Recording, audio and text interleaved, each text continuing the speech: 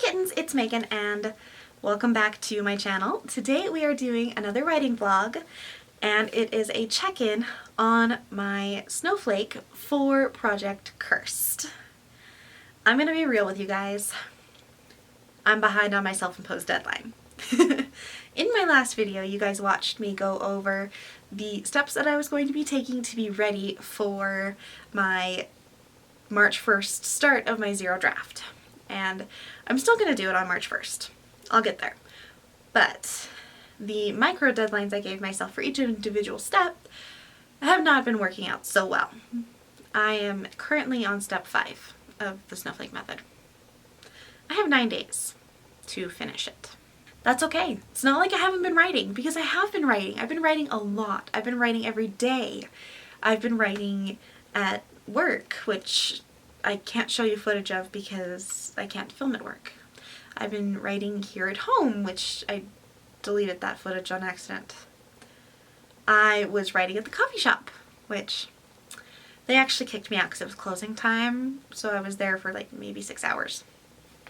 I did write at my best friend's house during Tipsy Craft night.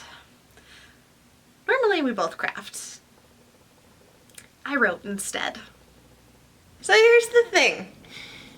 I don't know how much writing I'm gonna get done tonight. My best friend's looking like a majestic unicorn.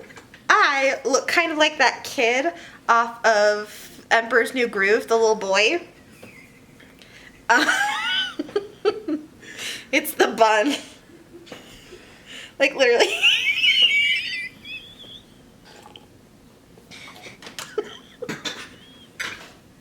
Kind of cringeworthy, but you know what? It was fun. And Sober Megan really appreciated some of the stuff that Tipsy Megan did, but I probably won't try that experiment again because editing was difficult. That's not the point. The point is I have been working very hard and putting in a lot of effort into each individual step. And the reason why is because the more work you put into your outline, the easier your novel is going to be to write. At least that's how it is for me. Because I'm going to give you an example here. I was working on step 4 of the Snowflake method, which is writing a 1-page synopsis of the novel. And I discovered a couple of things. I discovered a huge, glaring plot hole that I would have been so mad to discover 50,000 words in, because this plot hole was the be-all end-all of plot holes for this particular story. And I would have been mad and I would have scrapped the whole project if I had just gone straight into the zero draft. Because I saw it in my 1-page outline, I realized before I even started writing my novel what was wrong with it. And I went back into the previous steps and fixed it. I added a couple of things for my main character which fixed the plot, but I also had noticed during the 1-page synopsis that I had grossly underused 2 characters who have a phenomenal story that deserves to be told. And so I fixed that as well. And I didn't have to do it to a, 30-page document, 50,000 word document, however much. I didn't have to go back and fix it. Because I fixed it in 10 minutes when it would have taken me months if I had done it on a draft. So, huge advocate for that, of course. I'm currently working on step 5, which is a step where you go for each individual character of your story, all of the main characters and all of the secondary characters. The ones who are very minor characters don't need it, but for example, my main character and her aunt, they both are main characters. And so they needed a 1-page outline of the story as if they were the main character, as if this was from their point of view. And it got me into their heads for these 2. I've already done them. So I have a couple left that I need to do, and that's fine.